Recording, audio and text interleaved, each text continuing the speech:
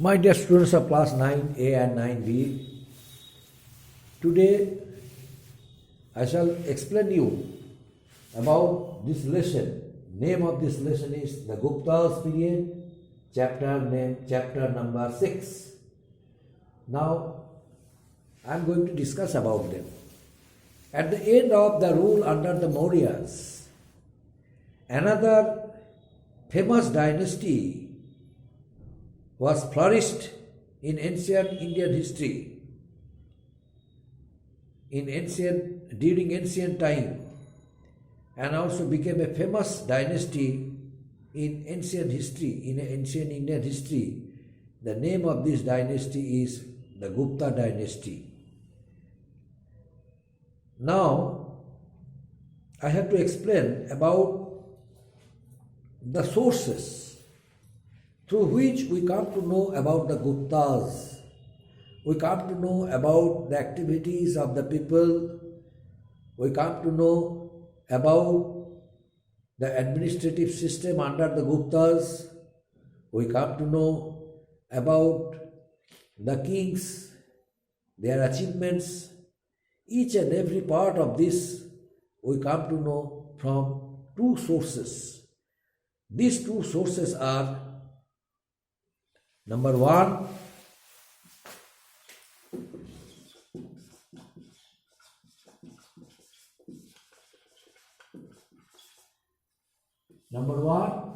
literary sources. Literary sources. You know, it is the most important part of information, accounts of the Gupta age, because of the foreign travelers. The foreign travelers who left many informations about the Guptas, wrote book and described about the all-round development under the Guptas. What was about the social, political, economic condition of country during their time, during their period, we come to know from their books. Number one, Fukuoki, the famous book, was written by Chinese traveler Fa Hien, who came to India during the reign of Chandragupta II. He also left vivid explanation about the rule of the Guptas. We come to know from his writings, from his famous book, Fukuoki. Another important information, literary information, is a distinguished writer, dramatist Kalidasa, who also, embraced the court of Chandragupta II. That very personality, Kalidasa, wrote a number of, poems, dramas, and he embraced the image of the Guptas. He was patronized by the Gupta kings because of his outstanding personality, because of his poetic skill, because of his literary skills. He attracted them by writing the famous dramas, Avigana Sakuntalam, Malavika Agnimitram, Raghuma, poems like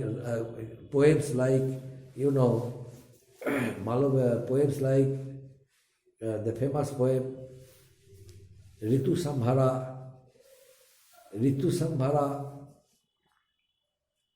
another one, Malavika Agnimitram, Ritu Samhara. These all were the famous source of information. Megdutam, Kumara Sambhavam. These all are the source of information, literary sources during the age of the Guptas. We come to know from them. Another sources about the Guptas, that is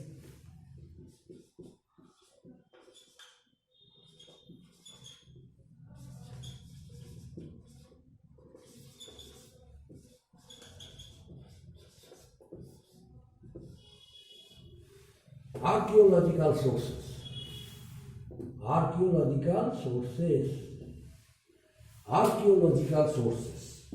Another information. You know, the Allahabad pillar inscription was one of the most important information about the Guptas.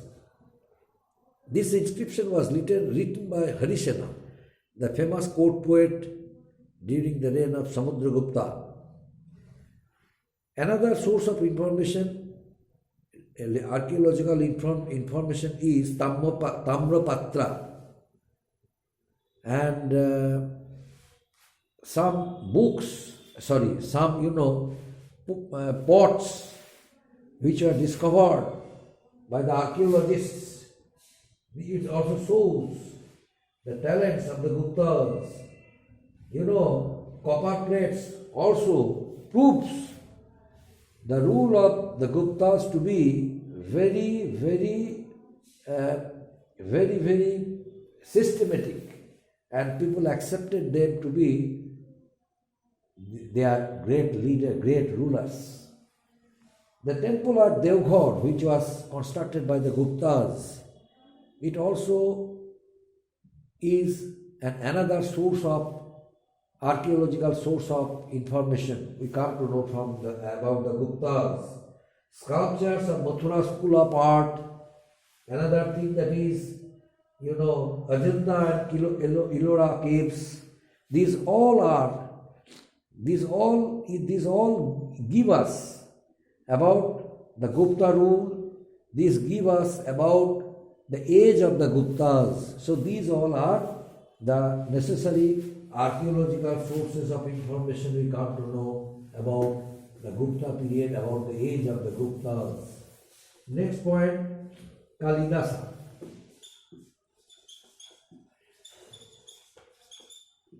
Who is Kalidasa? Kalidasa was actually a poet, but the skills, the talents and originalities of Kalidasa, whatever qualities he had, the Guptas encouraged it by patronizing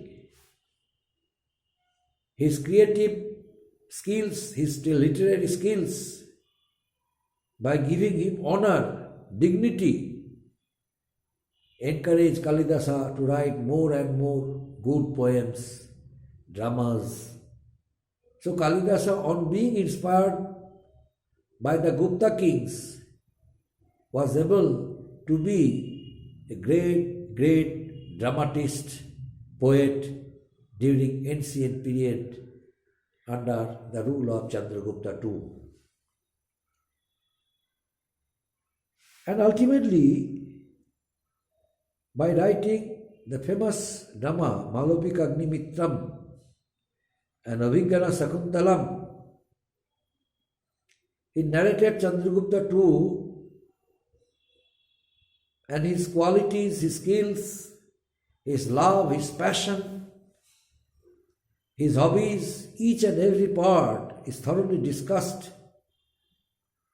in Malavika Agnimitram. And another one, that is Avigana Sakuntalam. In this famous drama, what he wrote, he created two characters, one Raja Dusmanta and another one Rani of Raja Dusmanta, Sakuntala. In his famous drama Avigana Sakuntalam, Kalidasa wanted to prove that he was not only a poet but also a writer, also a good thinker, who could imagine, who could make affairs of love and could make romanticism, could bring his writings attractive to the readers, could bring attention to his writings for the readers, so that it must become acceptable to them. And the kings under whose inspiration he wrote, the famous dramas, poems, these all were accepted, cordially accepted by them. They all were encouraged and inspired by the ideals of Kalidasa, and his originalities attracted not only the kings of the Gupta Empire, but also the people during the age of the Guptas. The next point, account of Fahir.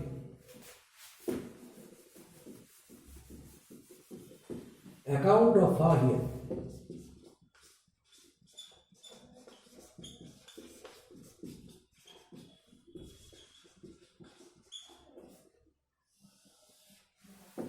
Account of Fahir. Who is Fahir? Fahir actually was a Chinese pilgrim. He came from China to receive the knowledge of Buddhist preachings and teachings, and to collect necessary information about the Guptas. Fahir wrote the famous book Fukuoki, Traveler's Account of a Traveler, Fukuoki. This book gave him a permanent place in Indian history as a good writer.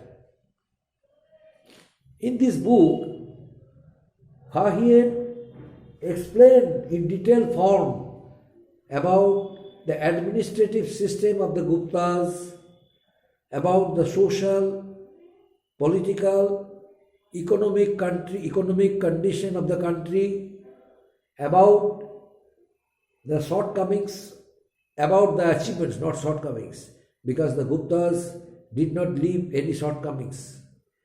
They had no drawback, but they achieved success only because of their generosity, because of their broadness, because of their broad outlook, because of their large heart.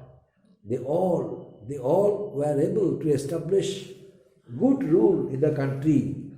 As a result of it, there was no robbery, but during the period of the Guptas, the roads were open for the travelers. They could easily travel on the road without being disturbed by anyone else, without being plundered. But if any person took any attempt to disturb any traveler, if the same person was caught twice, his right hand was cut off. But generally, there was no severe punishment for them. Very mild. It was very mild. And chances were given to the offenders to, give up their bad habits. But some of them who were unable to give up their bad habits, they were punished like that way. Another point that is very interesting, that is, in this famous book, Fukuoki, Fahir narrated Pataliputra to be a very rich and prosperous city. All the people were happy. Their main occupation was agriculture. They paid taxes only for the production of their crops, but not any amount of money. It was they were asked to pay their taxes as a part of their production. As a part of their production. The part of their production was their taxes. They paid it to the royal treasury of the Guptas. and other taxes were exempted. No taxes were imposed on them. Only agriculture tax, which they paid, because almost all people were happy, rich, prosperous. That's why they all were law-abiding people, and hence they strictly obeyed the system introduced by the Guptas, and also led a very rich, prosperous and happy life, according to Fahir. Another thing is that the Allahabad pillar inscription. Allahabad pillar inscription. Who wrote the Allahabad pillar inscription, my dear? Do you know? Who wrote the Allahabad pillar inscription? It was written by Harishana, the famous court poet of Samudragupta, the Allahabad pillar inscription. Although it was erected by Ashoka many years back, yet that very famous pillar, Allahabad pillar, was erected with some, preachings and teachings of Samudragupta. The heroic deeds, whatever Samudragupta had left, as the court poet of Samudragupta, Harishana, described it on the outer wall of the Allahabad pillar. Samudragupta narrated Samudragupta to be a very powerful ruler during Gupta age. He also explained him to be not only brave but also well-disciplined ruler during his age. That's why the Allahabad pillar inscription was constructed, and this pillar carries the image of the Guptas, especially Samudragupta, because of Harishana, his court poet. Harishana, gives us many informations about the political career of Samudragupta, but it was written in which language? It was written in Sanskrit. It was written in which language? It was written in Sanskrit by Harishana. Who was Harishana? Harishana was the court poet of Samudragupta. Who was Samudragupta? Samudragupta was the famous ruler of the Gupta dynasty. What did he do? According to Harishana,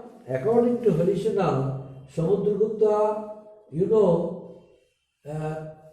occupied many parts of North India. He established his rule there, and at the same time, he also extended his empire. He also occupied many territories of South India. So, Samudragupta, occupied a large part of North India and a large part of South India. Large part means 12 territories of South India were occupied by Samudragupta. Samudragupta introduced a new technique, Ashwamedha Yoga. Ashwamedha Yoga.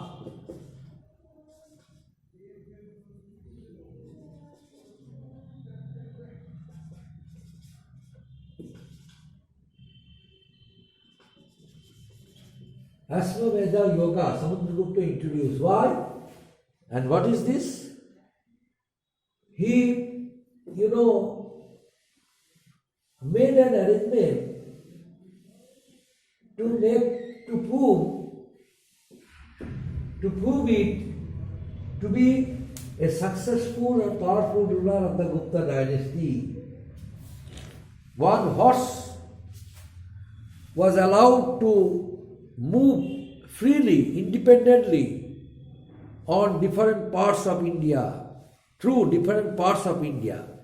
one horse, a very strong and healthy horse, belonged to the state of Samudragupta. Samudragupta was released to travel through different territories of India in order to prove himself to be powerful ruler, whether he had any enemy who could obstruct the way of his horse or allowed it to pass their territories.